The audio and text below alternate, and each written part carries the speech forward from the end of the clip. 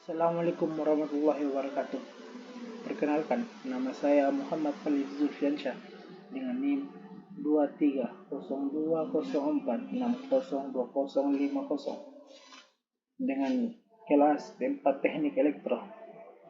Saya akan menjelaskan sedikit tentang masa pertumbuhan sastra Indonesia periode Pujangga Baru 1930-an. Konteks sosial dan politik. Pada tahun 1930 merupakan tahun-tahun sensitif terhadap isu-isu politik dalam surat kabar, terutama mengenai doktrin melawan pemerintah. Pada saat perkembangan tersebut dipengaruhi oleh berbagai gaya penulisan sastra yang berkembang pada masa itu, dan karya-karya tersebut oleh Balai Pustaka dan Pujangga Baru.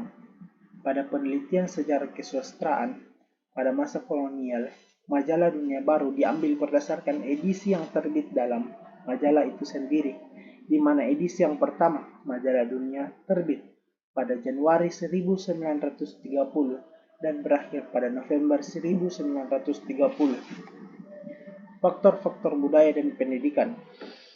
Faktor budaya dan pendidikan memainkan peran sentral dalam membentuk prodi sastra Pujangga Baru. Budaya mempengaruhi pengembangan sastra pada masa itu. Penulis Pujangga Baru seringkali terinspirasi oleh tradisi sastra Indonesia, seperti sastra Jawa kuno, serta pengaruh budaya lokal. Kedua, pendidikan menjadi faktor kunci pada periode ini. Pendidikan menjadi lebih mudah diakses oleh kalangan masyarakat luas, terutama dengan pendirian berbagai sekolah modern. Hal ini memberikan peluang bagi para penulis Pujangga Baru untuk mendalami ilmu pengetahuan dan seni, yang pada gilirannya mempengaruhi kualitas karya sastra. Mereka mengambil warisan budaya Indonesia dan menggabungkannya dengan pengetahuan modern yang diperoleh melalui pendidikan untuk menciptakan karya sastra yang unik dan relevan pada zamannya. Tokoh-tokoh utama Pujangga Baru. Yang pertama, Sultan Takdir Alis Jahbana. Ia adalah seorang pelukis, penyair, dan kritikus sastra yang berperan penting dalam mengembangkan bahasa Indonesia sebagai bahasa sastra. Karya-karyanya seperti Layar Terkembang dan Dian Tak Kunjung Padam menjadi ikonik dalam sastra Indonesia. Yang kedua, Armijin Pane. Ia adalah novelis dan penyair yang juga merupakan anggota Pujangga Baru. Salah satu karya terkenalnya adalah novel Belenggu yang menggambarkan konflik emosional dan sosial dalam masyarakat kolonial. Yang ketiga adalah J.E. Tatengkeng. J.E. Tatengkeng hidup pada dari tahun 1907 sampai 1968. Sejak semula penyair kelahiran Sangihe dan beragama Kristen ini merupakan seorang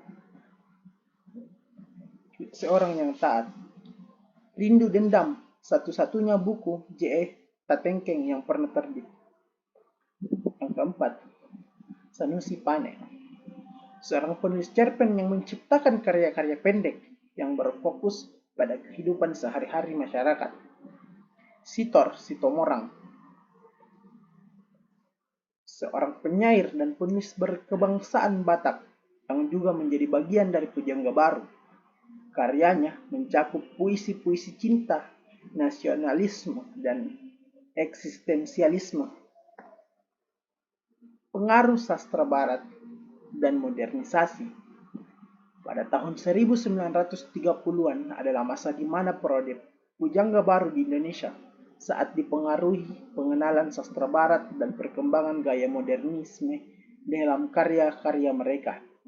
Pujangga Baru tidak hanya mengadopsi, tetapi juga meresapi pengaruh sastra barat yang membawa teknik-teknik baru seperti monolog dalam puisi, narasi interior, dan eksperimen dalam gaya penulisan.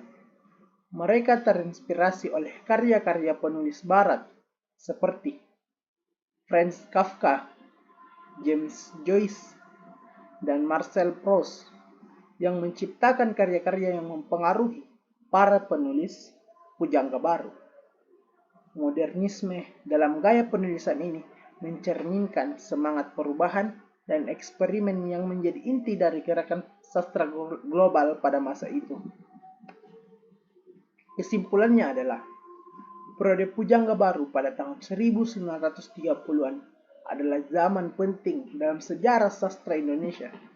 Pujangga Baru tidak hanya menciptakan sastra yang merefleksikan semangat perjuangan melawan penjajah, tapi juga menghadirkan eksperimen sastra yang berani dan mengakomodasi beragam pengaruh sastra global. Mereka menciptakan prode sastra yang penuh semangat dan inovatif, yang tidak hanya berbicara kepada generasi mereka, tetapi juga menjadi sumber inspirasi dan panduan bagi perkembangan sastra Indonesia. Sekian apa yang bisa saya jelaskan, kurang dan lebihnya mohon dimaafkan. Assalamualaikum warahmatullahi wabarakatuh.